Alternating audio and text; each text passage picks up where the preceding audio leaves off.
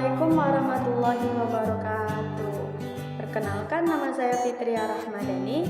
Saya mahasiswi psikologi dari Universitas Islam Negeri Sultan Syarif Kasim Riau.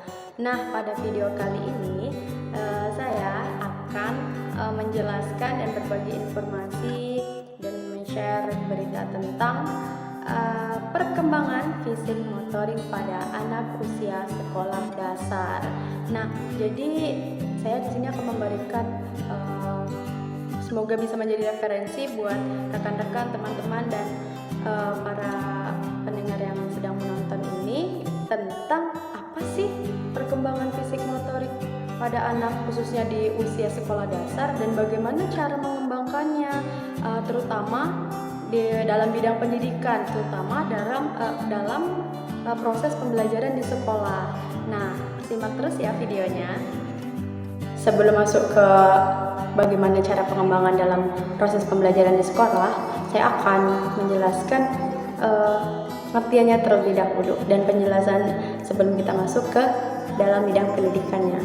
Nah, apa sih yang biasanya kita tahu tentang perkembangan fisik motorik?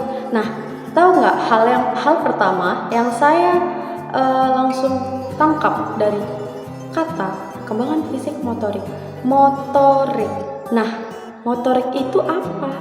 Nah, kalau saya berpikir sebelum membaca teori-teori yang sudah ada, saya langsung terpikir seperti ini. Motor itu kan berjalan ya. Kalau motor berjalan, tapi kan motor tidak bisa berjalan sendiri, bukankah seperti itu? Nah, harus ada yang mengontrolnya, harus ada yang mengendarainya agar motor tadi bisa bergerak sesuai dengan arah dan tujuannya. Nah, seperti itu. Nah, jadi pengertiannya itu perkembangan fisik motorik. Nah, jadi arti sebenarnya adalah suatu perubahan dalam perilaku gerak yang memperlihatkan interaksi dari kematangan makhluk dengan lingkungannya. Nah, berarti berkaitan bukan dari bergerak tadi itu harus ada yang mengendalikannya, harus ada yang mengontrol fisik motorik tadi gitu. Selanjutnya, tadi kan udah dijelaskan perkembangan motorik itu sendiri ya artinya. Dan sekarang perkembangan fisik. Nah, perkembangan fisik sendiri itu apa? Pertumbuhan dan perubahan yang terjadi pada tubuh seseorang. Jelasnya itu seperti bentuk ukuran tubuh, perubahan bentuk ukuran tubuh. Nah, kalau fisik motorik itu tadi kan segala bentuk perubahan secara progresif, secara ada kemajuan, ada pertambahan lebih baik gitu pada anak untuk melakukan berbagai gerakan yang ia peroleh dari interaksi antara faktor maturation atau kematangan dengan latihan atau pengalaman atau biasa kita sebut adalah eksperimen. Nah, itu tadi.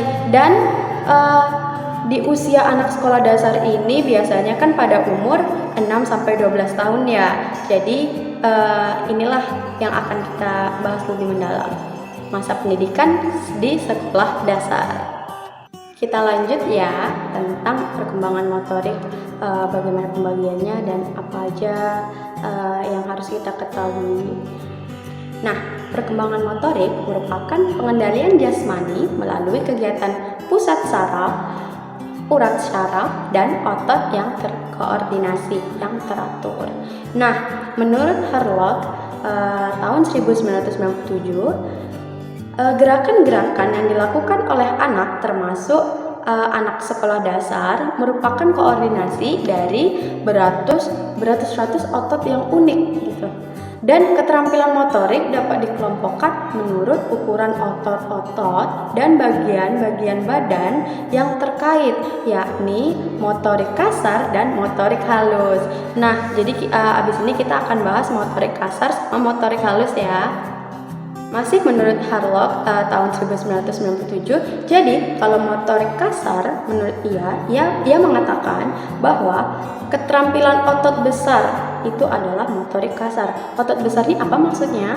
Nah, contohnya adalah lengan, kaki, batang tubuh, dan contoh langsungnya itu seperti berjalan, melompat, dan berlari.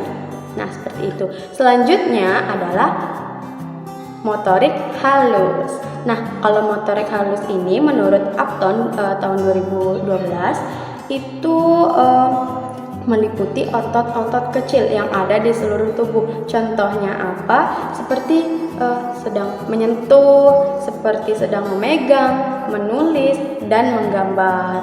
Seperti itu contohnya untuk motorik halus. Sedikit tambahan untuk informasi motorik halus. Nah, motorik halus ini ada dua cara. Bagaimana sih cara kita untuk mengembangkan motorik halus pada anak? Jadi, ada dua cara yang bisa dilakukan. Yang pertama itu bagaimana anak tersebut bisa melakukannya secara informal, dan yang kedua dengan cara formal. Nah, informal ini apa? Maksudnya adalah itu diatur sendiri oleh anak tersebut. Misalnya mereka ingin melakukan permainan petak umpet, congklak, selodor, atau yang mereka gunakan dengan otak mereka sendiri, yang ingin mereka lakukan sendiri, seperti itu. Nah, kalau yang kedua itu yang secara formal itu tuh melalui permainan olahraga yang emang udah ada aturannya, yang emang udah diajarkan terlebih dahulu cara-caranya, seperti berenang. Kan nggak boleh ini ya, nggak boleh asal-asalan. Lalu senam, seperti itu maksudnya. Nah, kita masuk pada poin utama, poin inti dari terbuatnya video ini, yakni mengenai implikasi atau aplikasi, bagaimana cara kita mengaplikasikan perkembangan dan membantu perkembangan fisik motorik pada pembelajaran di sekolah dasar. Nah, ini nih psikologi pendidikannya. Saya akan menjelaskannya satu persatu ya. Jadi yang pertama itu melalui pembelajaran secara umum di sekolah dasar. Nah, sebenarnya pada usia 6 tahun sampai 12 tahun ini pada anak sekolah dasar, mereka itu sudah mampu mengontrol tubuhnya, sudah memiliki kemampuan untuk mengontrol tubuhnya. Namun, tetapi mereka masih jauh dari kata matang dan masih akan terus berkembang dan tumbuh. Jadi belum tetap apa yang mereka punya pada umur segitu. Jadi mereka masih akan terus berkembang. Nah, maka dari itu tenaga pendidik di sini kita itu harus menyesuaikan, kita tuh harus bersifat fleksibel, seperti itu. Jadi seorang tenaga pendidik dalam proses pembelajaran siswa di sekolah dasar ini, mereka dituntut untuk menyelenggarakan pembelajaran di sekolah dasar sesuai dengan karakteristik dan kebutuhan fisik anak tersebut. Nah, jadi saya akan memberikan poin-poin utamanya pada poin pertama ini, pembelajaran dalam sekolah dasar. Itu yang pertama ada programnya disusun secara fleksibel dan tidak kaku, serta memperhatikan perbedaan individual anak tersebut. Nah, maksudnya apa di sini? Yang pertama itu membedakan perbedaan bisa membedakan antara individu anak yang ini dengan yang ini. Misalnya kalau anak yang ini lebih pendiam. Nah, kita tuh nggak bisa menyamakan semua anak itu dengan satu metode, karena yaitu tadi perkembangan motorik fisik anak itu berbeda-beda. Contohnya kayak seperti perkembangan fisik misalnya satu anak memiliki postur badan yang mungkin bisa dibilang tidak ideal.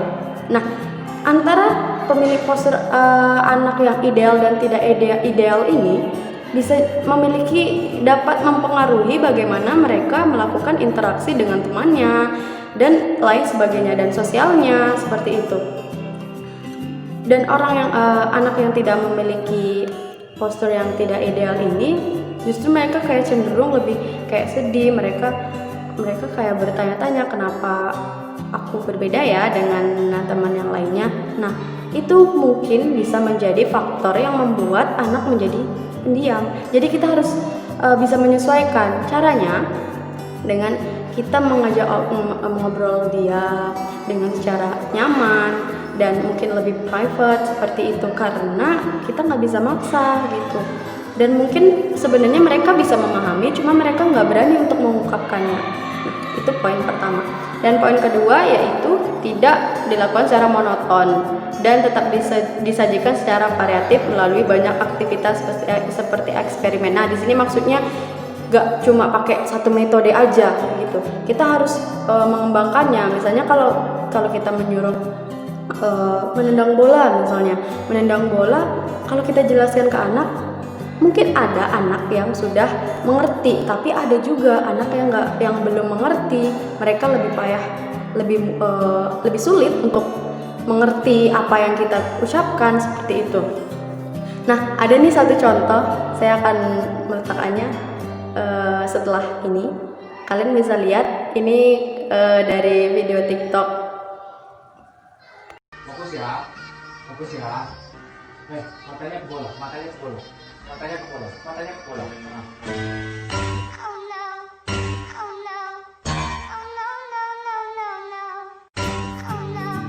Nah, dari situ kita bisa menilai.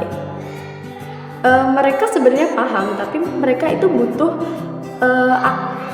aksi secara langsung sehingga mereka bisa meniru gitu. Nah, kalau yang video TikTok yang tadi saya cantumkan itu memang prasekolah ya.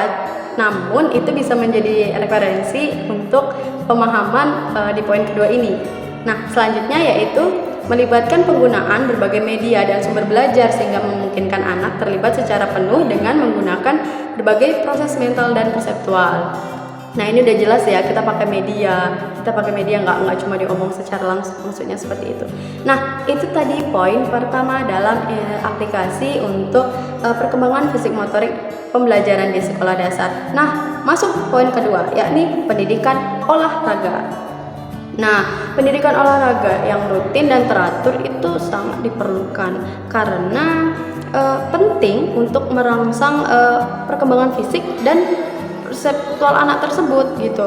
Jadi aktivitas olahraga ini banyak jenisnya kan, bisa dipilih sesuai dengan tahapan perkembangan tentunya dan sesuai kebutuhan fisik anak tersebut. Nah, contohnya itu antara lain, yang pertama, memberikan kesempatan kepada anak untuk melakukan kegiatan secara aktif. Kita biarkan anak tersebut melakukan apa yang dia inginkan dahulu. Nah, baru setelah itu kita koreksi secara perlahan. Nah, maksudnya seperti itu. Dan yang kedua itu, aktivitas ini dapat diimplementasikan permainan-permainan motorik yang sesuai dengan tahap perkembangan anak. Nah, dengan demikian